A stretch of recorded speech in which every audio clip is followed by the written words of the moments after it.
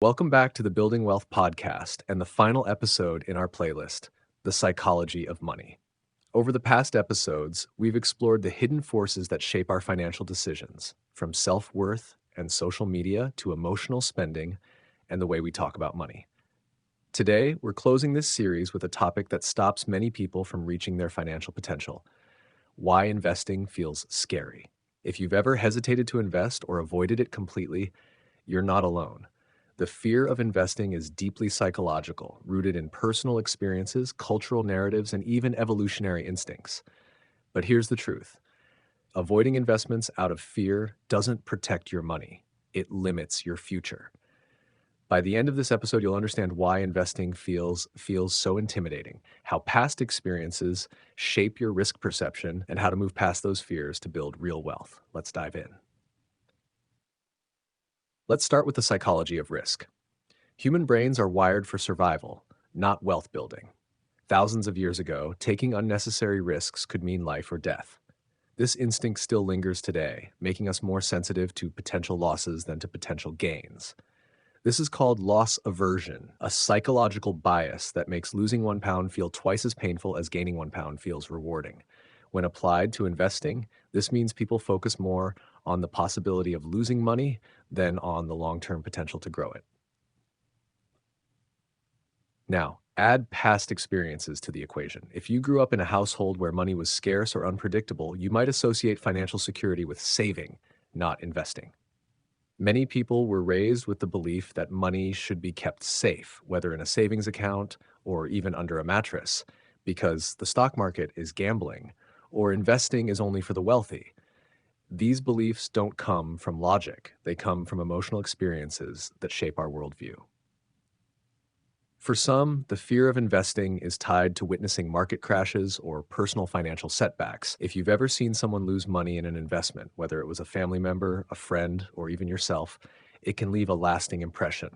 The mind tends to exaggerate negative experiences, making investing feel far riskier than it actually is when viewed over the long term. Now, let's talk about the influence of frugality.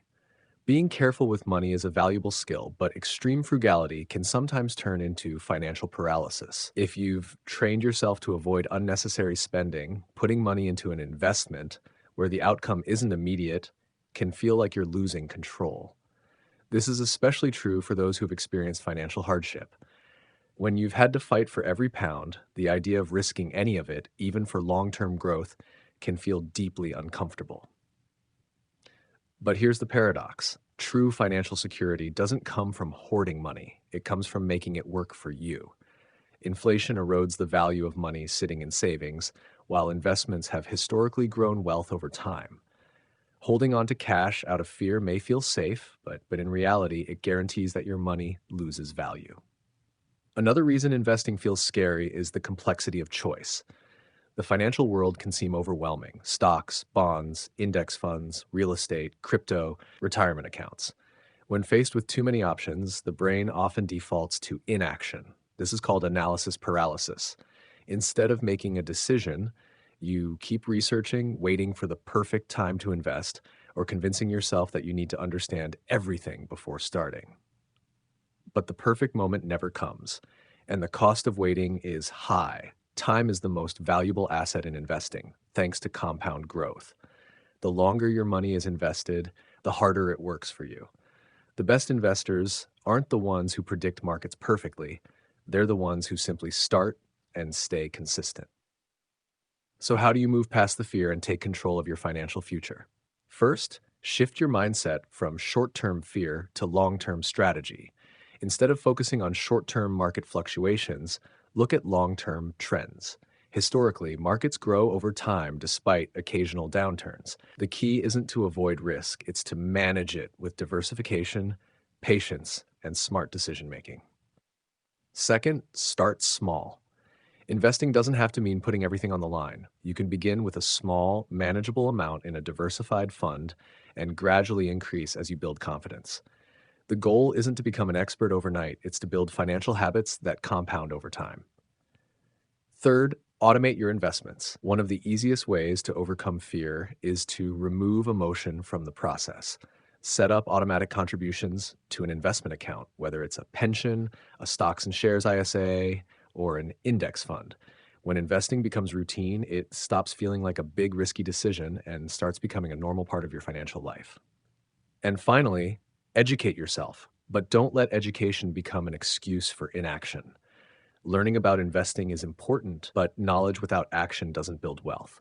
Start with simple strategies, stay consistent, and let experience be your teacher. As we close out this series, let's take a step back and reflect on why understanding the psychology of money is so important. Money isn't just numbers, it's deeply emotional. It's shaped by our upbringing, our beliefs, our fears, and even our social environment. Throughout this series, we've seen how everything from self-worth to gratitude, from social media to financial conversations, influences how we manage money. The biggest financial battles aren't fought in the stock market or in our bank accounts, they're fought in our minds.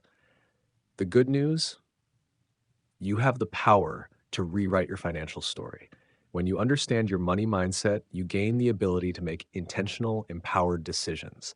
Instead of being driven by fear, impulse, or past conditioning, you start making choices that align with your goals and values. True financial success isn't about how much money you have, it's about the relationship you have with money. When you move from scarcity thinking to abundance thinking, from avoidance to awareness, and from emotional spending to intentional investing, you take control of your financial future. And that's how wealth is built, not just financially, but in every aspect of life. Thank you for joining me on this journey through the psychology of money. If you found this series valuable, don't keep it to yourself. Share it with someone who needs to hear it. And if you haven't already, subscribe to the Building Wealth podcast so you don't miss future episodes on wealth building, financial freedom, and personal growth. This isn't the end, it's just the beginning of your financial transformation.